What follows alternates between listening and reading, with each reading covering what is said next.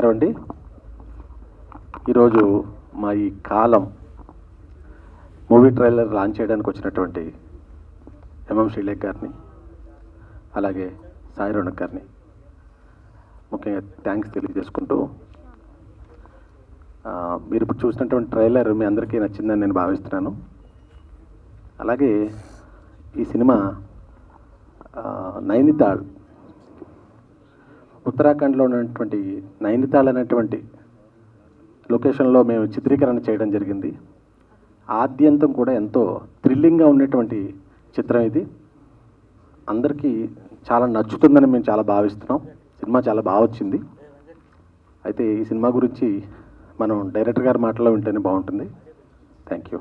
Hi everybody, trailer చూసినందుకు చాలా thanks. Okay, నాకు ఈ అవకాశం ఇచ్చిన మా ప్రొడ్యూసర్ గారికి, మా హీరో గారికి చాలా థ్యాంక్స్ అండి. అండ్ ఒక స్పెషాలిటీ ఏంటంటే ఈ మూవీకి అందరు కొత్త వాళ్ళకి ఛాన్స్ ఇచ్చాడు మా హీరో గారు. ఆ క్రెడిట్ అంతా ఆయనకే వస్తుంది. కొత్త డైరెక్టర్, కొత్త మ్యూజిక్ డైరెక్టర్, కొత్త డిఓపి, కొత్త ఎడిటర్, సో ఇంతమందికి లైఫ్ ఇచ్చారు ఆయన. ఎందుకంటే అది టైం ట్రావెల్ కాబట్టి, కానీ అర్థమవుతుంది కరెక్ట్గా చూస్తే. Okay, thanks. అందరికీ నమస్కారం. ట్రైలర్ చూశారు, మీకు నచ్చుతుంది, మూవీ కూడా నచ్చుతుంది. ఈ ఛాన్స్ ఇచ్చినందుకు మా ప్రొడ్యూసర్ గారు అండ్ మా హీరో గారు అండ్ మా director, thank you so much. అందరికీ నమస్కారం. Thank you everybody for coming here. Firstly, I would like to thank Ram sir for having me in this film, and Lakshman sir, thank you. Our director sir, Suresh sir, Hemant sir, everybody, thank you so much. And I hope you all liked the trailer. And thank you Ronak for taking out your time and visiting us. So yes, we have really worked hard for this film, and I hope everybody likes it. Thank you. అందరికీ నమస్తే. ఈ cinema కాలం trailer నేను ఈరోజు release కంటే ముందే చూసిన. నాకు చాలా బాగా నచ్చింది.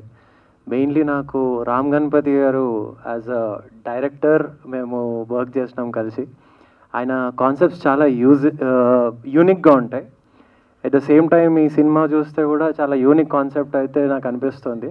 People who watch it just for the love of movies వాళ్ళకి డెఫినెట్గా నచ్చుతుంది. అండ్ ఈ సినిమాతోని మా రామ్ గణపతి గారు చాలా చార్మింగ్ హీరో కూడా అయిపోయారు. So but apart from this sir, I want you to keep working like this. Me energy నేను చాలా ఇన్స్పైర్ అవుతూ ఉంటా. అండ్ రామ్ గణపతి గారు కానీ, మా ప్రొడ్యూసర్ లక్ష్మణ్ రావు గారు కానీ, మీరు ప్రొడ్యూసర్ అయ్యారంటే మా లాంటి యంగ్ హీరోస్ని ఇంకా కన్సిడర్ చేసి ఇంకా మూవీస్ చేస్తా ముందుకు పోవాలి. అండ్ కుమార్ అన్న ఆల్సో, ఐ లవ్ యూ. వీళ్ళు 3 brothers, చాలా amazing sweet people.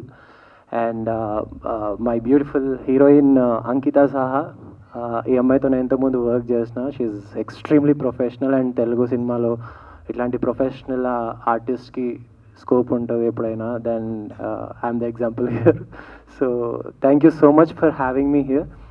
And very happy to meet you అండి చాలా రోజుల తర్వాత. And I wish good luck to the director and DOP garu. Great work. Keep doing more such amazing. Thank you so much. Hi అండి అందరికీ. విచ్చేసిన పాత్రికేయులకు, ప్రేక్షకులకు, మీడియాకి and stage మీద ఉన్న టీం అందరికీ కూడా welcome. Thank you. So first of all Ram Ganapati director గారితో నా అసోసియేషన్. దీనికి ముందర రాజయోగం అనే మూవీకి I did only 1 song. First time నా లైఫ్లో వేరే వాళ్ళ మూవీకి ఒకే ఒక సాంగ్ చేయడం. That is the first song. అది కూడా చాలా మంచి హిట్ అయింది ఆ మూవీ. సో ఈ మూవీ హమ్మీ అని ఒక 14 years అంట. So I wish all the best Hummy, మంచి మంచి సినిమాలు చేయాలని. సో ఈ movie I saw the trailer. Something time traveller, something interesting point ఉంది. టైమ్ ట్రావెలర్ అనగానే కొంచెం కన్ఫ్యూజింగ్గా ఉంటుంది, బట్ ద ఎండ్ డెఫినెట్గా దానికి ఒక కన్క్లూజన్ డెఫినెట్గా ఇచ్చే ఉంటారు రామ్ గణపతి గారు. సో ఈ రోజుల్లో చిన్న సినిమా పెద్ద సినిమా అని తేడా లేకుండా చిన్న సినిమా కథ బాగుండి సినిమా బాగుంటే డెఫినెట్గా ఆదరిస్తున్నారు. చిన్న సినిమాలే బాగా ఆడుతున్నాయి. సో ఈ మధ్యకాలంలో నేను చూస్తుంటే. సో ఏదో ఒకటి అంటే ఖాళీగా ఉండకుండా ఏదో ఒకటి చేయాలి అనే ఒక తాపత్రయం, ఒక తపన, ఒక ప్యాషన్, అస్సలు ఖాళీగా కూర్చోకూడదు. అది acting or director whatever. So ఏదో ఒకటి చేయాలన్న ఎప్పుడు నిరంతరం కృషి చేస్తూనే ఉంటాడు Ram Ganapathi. I like that hard work. ఎందుకంటే నేను కూడా చాలా హార్డ్ వర్క్ చేసి చిన్నప్పటి నుంచి ఈ రోజున ఈ స్టేజ్లో ఉన్నాను. So I like that hard work and that thing. And కాలం అంటే టైం. సో కాలం ఎలా ఆగదో, సో ఆయన సక్సెస్, ఆయన కృషి, ఆయన పట్టుదల అలాగా ఆగకూడదు. ఈ సినిమా నుంచి టైం వచ్చింది, రావాలని మనస్ఫూర్తిగా కోరుకుంటూ I wish all the best column team. And అలాగే మన లక్ష్మణరావు గారు నవబాల క్రియేషన్స్ నుంచి ఎన్నో సినిమాలు వచ్చినాయి, ఇంకా మంచి మూవీస్ నేను ఎక్స్పెక్ట్ చేస్తున్నాను దాని నుంచి. ఐ విష్ ద ప్రొడ్యూసర్ మన లక్ష్మణరావు గారు and the director and the DOP, everyone, the heroine, so obviously. And thanks for giving this opportunity. Thank you so much. Thank you. ఇక్కడికి విచ్చేసినటువంటి మా మీడియా మిత్రులకి, సోదరులకి, ఎలక్ట్రానిక్ మీడియా వారికి, పాత్రికేయులకు అందరికీ నా పాదాభివందనాలండి. కొంతమందికి తప్ప. అదేంటో చెప్పే ముందు నా మూవీ గురించి నేను కొన్ని చెప్పుకోవాలి.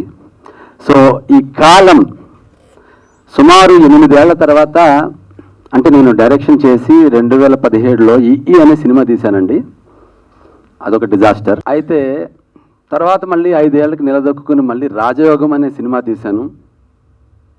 దాని గురించి మాట్లాడుకునే ముందు, ఈ కాలం అనే మూవీ ఒక డైరెక్టర్, మన తెలుగు అతనే, చెన్నైలో ఉంటాడు ఆయన. ఎస్జే సూర్య గారి దగ్గర చాలామంది దగ్గర పనిచేశాడు. అసలు మాట్లాడడం చేత కాదు, కానీ పని విషయంలో బాగా చేస్తాడు.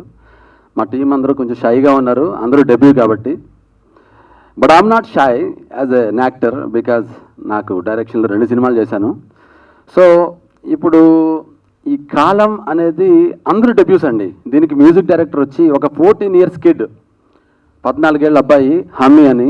తను వాళ్ళ ఫాదర్ వచ్చి టిఆర్ కృష్ణ చైతన్య, మన ఏఆర్ రెహమాన్ గారి అసిస్టెంట్ కీబోర్డ్ ప్లేయర్.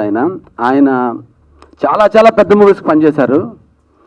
అయితే ఆయన దీనికి బ్యాక్గ్రౌండ్ స్కోర్ ఇచ్చారు. బట్ వాళ్ళ అబ్బాయి ఆయన చూసి ఇన్ఫ్లుయెన్స్ అయ్యి ఈ మూవీకి సొంతంగా ట్యూన్స్ ఇచ్చాడండి. ఎంత బాగా ఇచ్చాడంటే, మీరు ఆ సాంగ్స్ వింటే ఓన్లీ 2 సాంగ్స్ కొట్టాడు, ప్లస్ కొంత బ్యాక్గ్రౌండ్ స్కోర్ చేశాడు. ఆ అబ్బాయి ఇచ్చిన ట్యూన్స్ బేస్ అవే వాళ్ళ ఫాదర్ కూడా మొత్తం బ్యాక్గ్రౌండ్ స్కోర్ చేయడం జరిగింది. ఐ థింక్ బ్యాక్గ్రౌండ్ స్కోర్ మీకు అందరికీ నచ్చుద్ది. ఈ మూవీ ఫినిష్ అయిపోయిన తర్వాత మీరు బయటకు వెళ్ళిన తర్వాత ఈ మ్యూజిక్ అనేది మిమ్మల్ని హంట్ చేస్తుంది, అంటే అంత బాగుంటుందండి. So I'm very happy, because నేను ఫస్ట్ టైం చాలామంది డెబ్యూట్స్తో, యాజ్ అ డెబ్యూట్ యాక్టర్గా కూడా నేను కాలంతో మీ ముందుకు వస్తున్నాను. తర్వాత ఇందులో మీకు నా మదర్గా, మన పుష్పలో అల్లు అర్జున్ గారు మదర్ ఎవరైతే చేశారో కల్పలత గారు, ఆవిడ యాక్ట్ చేయడం జరిగింది. ఆవిడతో నేను 2017లో ఈ అనే మూవీ చేశాను. సో అందులో చాలా ఎమోషనల్గా చేసి ఆవిడ చాలామంది నడిపించారు వాడు ఎమోషన్తో. సో ఆ తర్వాత సిజు అని మనకి కేరళ నుంచి, మనకి దేవి నుంచి ఆయన బాగా పరిచయం. సో యాంటాగనిస్ట్గా చేశారు. నేను మెయిన్ లీడ్గా చేశానండి. మా హీరోయిన్, నా లాస్ట్ రాజయోగం heroine Ankita Saha, she did a fabulous job. And మీకు తెలియదు ఏంటంటే, ఆ అమ్మాయి చాలా రొమాంటిక్ పాత్ర చేసింది రాజయోగంలో, కానీ ఈ మూవీలో చాలా ఎమోషనల్ క్యారెక్టర్ చేసిందండి. క్లైమాక్స్లో తన యాక్టింగ్ చూసి మనకి కళ్ళంటే నీళ్ళు వస్తాయి, అంత బాగా యాక్ట్ చేసింది. So Ankita, thank you so much for accepting the role. And అయితే మీకు నేను పర్సనల్గా కొంతమందికి తప్ప అన్నాను కదండి, అక్కడి నుంచి స్టార్ట్ చేస్తాను. దయచేసి నేను 10 నిమిషాలు తీసుకుంటాను. దయచేసి మీడియా వారు అందరూ కూడా కొంచెం పేషెన్స్ తీసుకోండి. అయితే నేను 2017లో నా డెబ్యూ ఆరంగేట్రం అయిందండి. నేనే ప్రొడ్యూసర్ని, 80 మందికి కథ చెప్పాను. అందరూ కూడా బాగుంది, నీ ఎక్స్పీరియన్స్ ఏం లేదు కదా, మరి ఏ సినిమాకి చేయలేదు. నేను యానిమేటర్నండి. నేను 2000 సంవత్సరంలో నేను డైరెక్టర్ మారుతూ మేమిద్దరం కలిసి హైదరాబాద్ వచ్చి 1997లో 2 ఏళ్ళు మేము యానిమేషన్ కోర్స్ చేసి అక్కడి నుంచి యానిమేటర్లుగా, యానిమేషన్ డైరెక్టర్లుగా మారి మేము సినిమా మీద ఇంట్రెస్ట్తో, మక్కువతో మేము ఈ ఫీల్డ్లోకి ఎంటర్ అయ్యాము. సో 2017లో నేను యూరప్, అంటే 2009లో నేను యూరప్ వెళ్ళానండి. ఫ్రాన్స్లో నేను యానిమేషన్ డైరెక్టర్గా పనిచేశాను. యానిమేషన్ డైరెక్టర్గా నేను నా కెరియర్లో 600 ఎపిసోడ్లకి నేను డైరెక్షన్ చేశానండి. పపుల్స్ అనే ఒక పెద్ద సిరీస్ మీకు IMDbలో చూడండి. ఒక 60 కోట్ల ప్రాజెక్ట్, అంటే సుమారు $8 మిలియన్ ప్రాజెక్ట్. నేను లాస్ ఏంజల్స్ బేస్డ్ ప్రాజెక్ట్ అది. నేను ప్యారిస్లో దాన్ని డైరెక్ట్ చేశాను. నేను IMDbలో చూడండి మీరు. అయితే అంత ఎక్స్పీరియన్స్తో వచ్చిన నాకు తెలుగు వాళ్ళు ఎవరో కూడా నన్ను డైరెక్టర్గా గుర్తించలేదు. సో నేను, మా బ్రదర్ లక్ష్మణరావు గారు, సరేలే మనమే చేద్దాం, సందీప్ వంగ గారు ఎలా దిగారో మనం వచ్చి ట్రై చేద్దాం అని చెప్పేసి ఈ అనే మూవీని చాలా కన్విక్షన్తో ఒక మంచి లవ్ స్టోరీని, ఒక సోల్స్ ఎక్స్చేంజ్ అనే కాన్సెప్ట్ని ఫస్ట్ చెప్పింది తెలుగులో నేనండి 2017లో.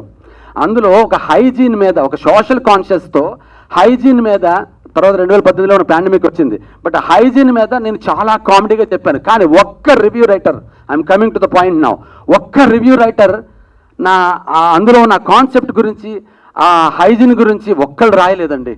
First half slow, second half పర్వాలేదు అంటే, నేను ఫస్ట్ హాఫ్ చూపించాను, మీకు సెకండ్ హాఫే చూపిస్తాను, మీకు నచ్చుద్దా సినిమా అంటే ఎంత హేళనో చూడండి. So okay, I'm a debut. So 2 కోట్ల సినిమా పెట్టి తీశానండి, ₹1 కోటి. పాపం ఒక మహానుభావుడు, ఒక రియల్ ఎస్టేట్ అధిపతి, ఆయన నాకు ప్రమోషన్కి హెల్ప్ చేయగా ఒక 3 కోట్లు ఖర్చు అయితే మా రివ్యూ రైటర్ల పుణ్యమా అని. సో ఆ సినిమా డిజాస్టర్ అయింది. దాంట్లో నేను ఆల్మోస్ట్ 3 కోట్లు పోగొట్టుకున్నాను. అప్పట్లో ఓటీటీ లేదు కదండి. సో ఐ గాట్ ఓన్లీ, మీకు చిల్లరగా ఒక యూట్యూబ్ వాళ్ళు ఒక ₹1,00,000, హిందీ వాళ్ళు ఒక 2 లక్షలు ఇచ్చారు, చివరిగా ఒక 3-4 లక్షలు ఎంతో వచ్చినాయి. So that's a disaster project. అయితే దాని నుంచి నేను నేర్చుకున్నాను. ఒక డిప్రెషన్లోకి వెళ్ళి మళ్ళీ అక్కడి నుంచి మళ్ళీ నిలబడి, సరే ఒక 5 ఏళ్ళు పట్టింది, మళ్ళీ రాజయోగం అనే స్క్రిప్ట్ రాసుకుని, సరే ఇప్పుడు ట్రెండ్ ఎలా ఉంది, okay trend is expecting something else, comedy కోరుకుంటున్నారు, రొమాంటిక్ మూవీస్ని కోరుకుంటున్నారని చెప్పేసి నేను ఒక ట్రెండీగా రాజయోగం అనే సినిమా తీశానండి. అందులో ఒక సాంగ్ అండి, విరిసిన ప్రాయం అనే సాంగు చాలా సెన్షువల్ రొమాన్స్తో చాలా ఇష్టంగా కష్టపడి దాన్ని, మా పాత్రలు ఇక్కడే ఉన్నారు, మా రోనక్, మా అంకిత ఎంతో కష్టపడి, romance, on screen romance is so difficult అండి. నేను చెప్తున్నాను, ఈరోజు తెలుగులో సుమారు 110 మిలియన్ అంటే సుమారు 11 కోట్ల మంది, తర్వాత హిందీలో ఒక 140 మిలియన్ అంటే సుమారు హిందీ తెలుగు 2 కలిపి 25 కోట్ల మంది ఆ సినిమాని, ఆ సాంగ్ని ఎంకరేజ్ చేసి చూస్తున్నారంటే ఆ సాంగ్ కొన్ని వాల్యూ చూడండి. అయితే ఇక్కడ ఒక ఇబ్బంది ఉంది, చాలా పెద్ద ఇబ్బంది. అదేంటంటే మా ఇండస్ట్రీలో ఉన్న పెద్ద ఇబ్బంది ఇప్పుడు మూవీ రివ్యూ రైటర్స్ అండి. దయచేసి ఏమనుకోవద్దు, పాజిటివ్గా రివ్యూ వాళ్ళు రాసే వాళ్ళని నేను టార్గెట్ చేయట్లేదు, బట్ నెగిటివ్ రివ్యూస్ ఎందుకండి. నా రాజయోగం సినిమా రిలీజ్ అయింది సార్, నేను అంతకుముందు ఒక షో చేశా, ఆ నైట్ షో వేస్తే నా షో చూసేసి వెళ్ళిపోయి పొద్దున్నే 12 కల్లా రివ్యూ పెట్టేశారండి. రాజయోగం సినిమా మీరు చూడండి, ఎవరైనా చూడకపోతే జియో హాట్స్టార్లో ఉంది, చూడండి దయచేసి. దాన్ని ఒక కుళ్ళిన రోగం, అసలు ఎట్లా పెడతారండి, అసలు కుళ్ళిన రోగం ఏంటంటే రాజయోగం అని ఎంతో కష్టపడి 14 మంది కమెడియన్స్తో తీస్తే దయచేసి ఆలోచించండి. ఒక కొత్త వాళ్ళు వచ్చినప్పుడు ఎంకరేజ్ చేయడం ట్రై చేయండి. మీ ఇష్టం వచ్చిన రాతలతో దయచేసి భవిష్యత్తులో వచ్చే ప్రొడ్యూసర్స్ని, డైరెక్టర్స్ని కిల్ చేయొద్దు. ఎన్నో కళ్ళతో వస్తారు, అలాంటి మా ప్రొడ్యూసర్స్ని, మా డైరెక్టర్స్ని మీరు సినిమా రిలీజ్ అవుతుంటేనే థియేటర్లో ఉండగానే మీరు ఈ విధమైన రాతలతో మీకు సబబు కాదు. దయచేసి నేను ఒకటే చెప్తున్నా, సోషల్ కాన్షియస్గా అనేక ఎలిమెంట్స్ ఉన్నాయి ఈ రోజున మనం మాట్లాడుకోవాలంటే. ఒక జర్నలిస్ట్గా మీరు రాయాలనుకుంటే చాలా ఇష్యూస్ ఉన్నాయి ఈ రోజున. There are multiple things, multiple problems. ఒక రోడ్డు మీద గురి ఉంటే అది తప్పించుకుని వెళ్ళిపోతూ ఉంటారు. ఆ కార్పొరేటర్ ఎవరు, ఆయన మీద రాయండి ఒక రివ్యూ, రాయరు. మళ్ళీ జర్నలిస్ట్ మీరు. తర్వాత ఈ రోజున పొల్యూషన్ విపరీతంగా ఉంది సిటీలో, గార్బేజ్ విపరీతంగా ఉంది, ఎంతో క్లైమేట్ పాడైపోతుంది, వాటర్ లేవు. రాబోయే 30 ఇయర్స్లో 2050 నాటికి మేజర్ 30 సిటీస్లో వాటర్ ప్రాబ్లం వస్తుంది. దాని గురించి ఏం చేయాలి, దాని మీద రివ్యూలు రాయండి. జనాల్ని మీరు ప్రేరేపించండి, దాని మీద మీరు రివ్యూలు రాడు. ఈరోజు సగటు మిడిల్ క్లాస్ ఫ్యామిలీ ఫీజులు కట్టాలంటే స్కూల్స్లో ఎంతో ఇబ్బంది పడుతున్నారు. ఆ యూనిఫామ్ అని అవన్నీ ఇవన్నీ పీకు తింటున్నారు. కాలేజెస్, స్కూల్స్, ఒక మిడిల్ క్లాస్ ఎంత తపన పడుతున్నారు, వాడి మీద రివ్యూలు రాయండి. గవర్నమెంట్ ఇంకా ముందుకు రావాలి, ఇంకా మంచి స్కూల్స్ పెట్టాలి, మంచి టీచర్లు ఇవ్వాలి, మంచి ఫెసిలిటీస్ ఇవ్వాలి, ఈ ఇబ్బంది తగ్గాలంటే దాని మీద రివ్యూలు రాయండి. మీరు రాయరు. ఏమండి, వైద్య వ్యవస్థ ఎంత దారుణంగా ఉందండి. ఎవరికైనా రోగం వచ్చి వెళ్తే వాడికి ఆ టెస్టులు ఈ టెస్టులు అని ఎంత ఇబ్బంది పెడుతున్నారు, ఎంత డబ్బులు దోచేస్తున్నారు మిడిల్ క్లాస్ ఫ్యామిలీ నుంచి, దాని గురించి రాయండి. గవర్నమెంట్స్ కొన్ని అట్లీస్ట్ ఈ టెస్ట్ వరకైనా మీరు ఇవ్వండి, వాళ్ళకి ఆ ఇబ్బంది నుంచి తప్పించండి మిడిల్ క్లాస్ ఫ్యామిలీ. మీరు రాయండి రివ్యూలు, రాయరు. కేవలం సినిమా, కేవలం సినిమా. సినిమా వాళ్ళంటే మీకు ఎందుకంత లోకం అండి? కష్టం మాది, మేము డబ్బులు పెడుతున్నాం. కళామ్మ తల్లిని మేము సినిమా తర్వాత సినిమా తీసి మేము బతికించుకుంటున్నాం. మొన్న మౌగ్లీ రిలీజ్ అయితే అడవిలో తప్పిపోయిన ప్రేమ జంట, ఎంత తప్పండి అసలు. మీకు ప్రాస కావాలండి, ప్రతి సినిమాకి మీకు ప్రాస కావాలి. మా ఇబ్బందులు వద్దు. ఒక 150 రోజులు 100 రోజులు ఒక అడవిలో 150 మంది టెక్నీషియన్స్ కూర్చుని నిలబడి ఎంత కష్టపడితే షూట్ జరుగుతుందండి. లైట్ మ్యాన్లు, ట్రాకు, ఎంత టెక్నికల్ బృందం కష్టపడితే మూవీ వస్తుందండి. అడవుల్లో సినిమా అంటే మాట్లాడుకున్నారా? నేను అడవిలో ఉత్తరాఖండ్లో తీశాను. ఉత్తరాఖండ్లో ఎందుకు తీశాను తెలుసా? నేను 15 రోజులు షూట్ చేశానండి ఉత్తరాఖండ్లో. కేవలం అక్కడ డ్రై ఉంటుంది క్లైమేట్, ఏ పురుగు ఏది ఉండదు అని చెప్పి అక్కడికి వెళ్ళి సినిమా చేశానండి. అయినా అక్కడ పులుల భయం ఉంది, అక్కడ టైగర్ రిజర్వ్ ఉంది.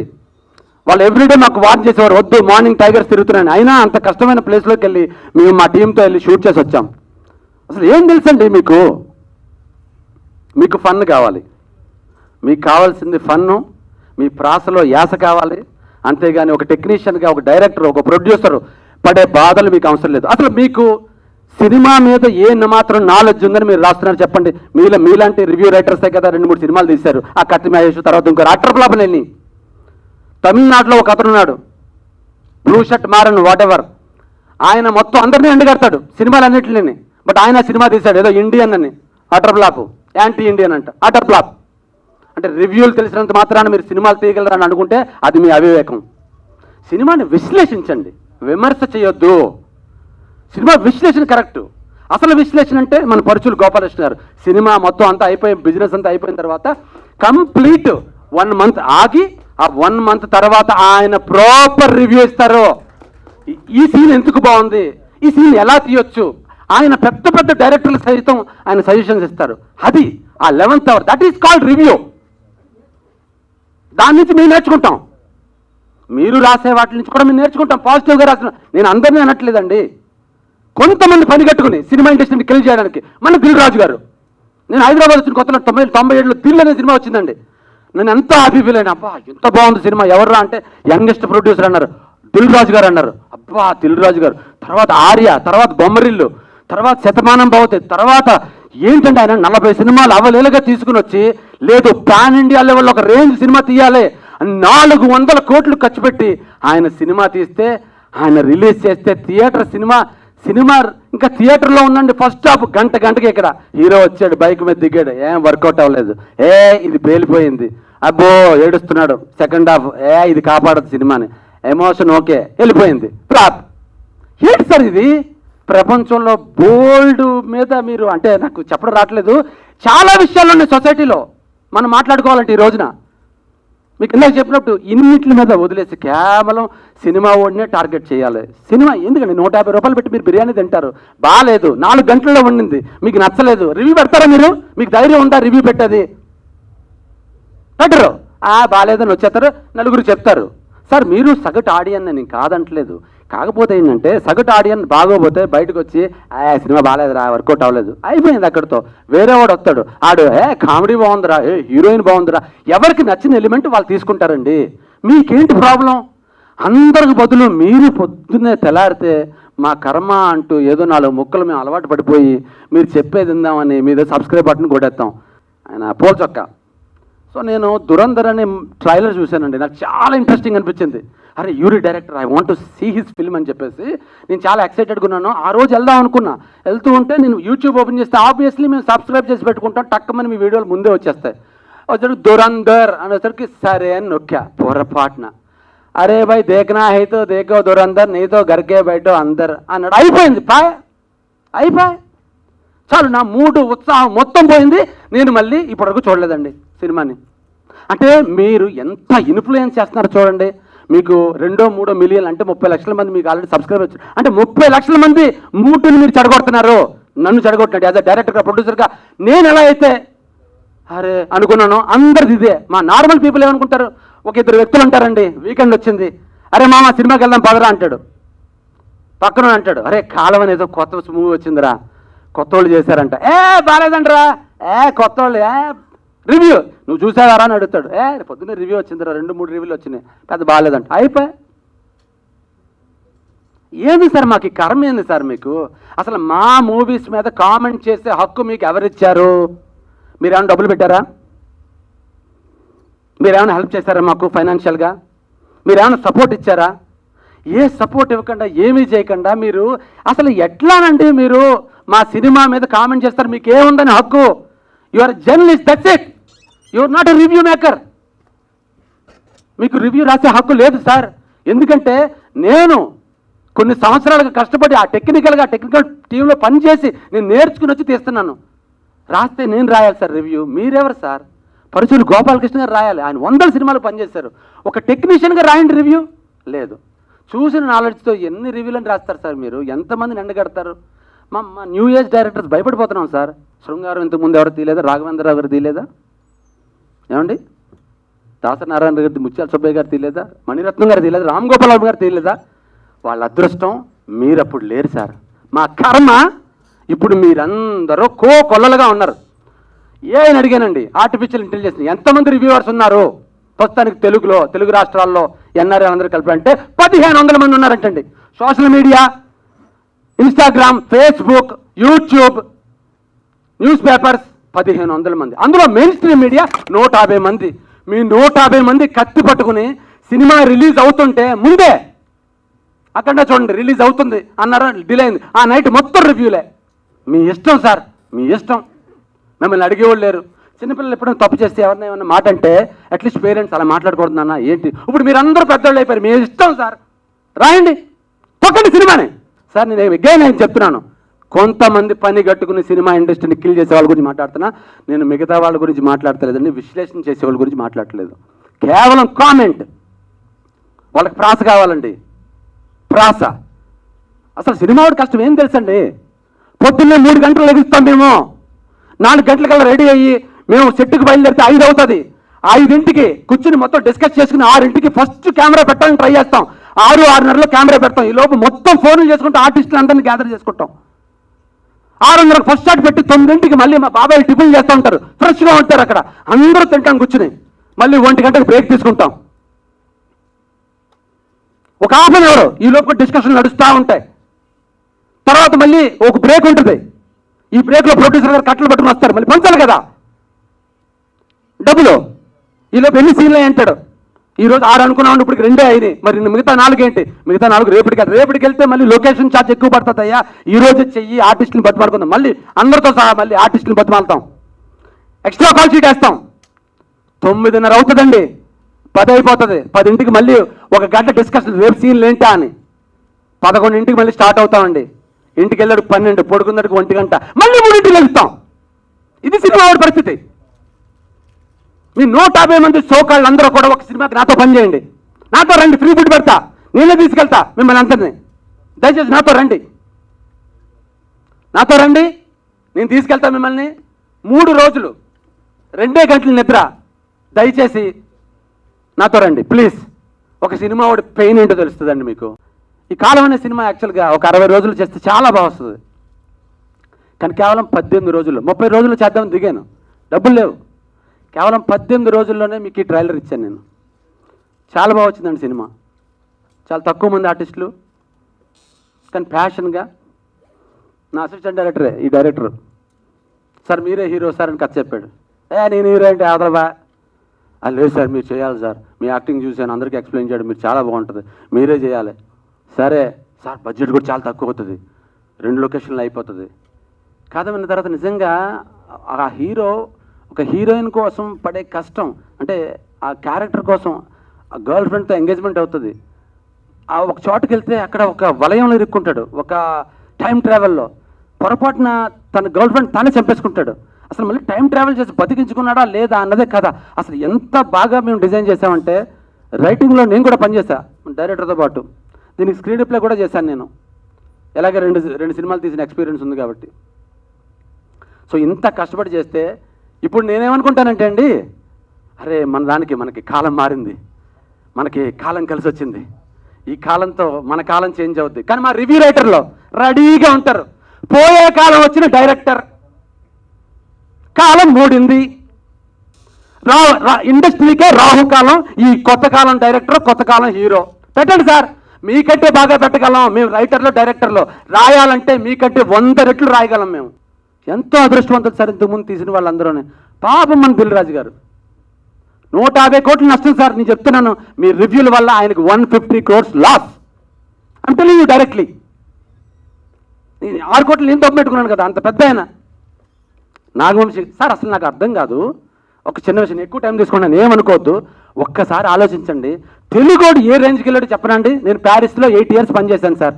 Foreigners, are you Indian or Pakistani అంటే I mean Indian Baahubali, Pushpa ఏ రేంజ్కి వెళ్ళిపోయింది సార్. సాఫ్ట్వేర్, డాక్టర్ అని ఎవడంటలేదండి.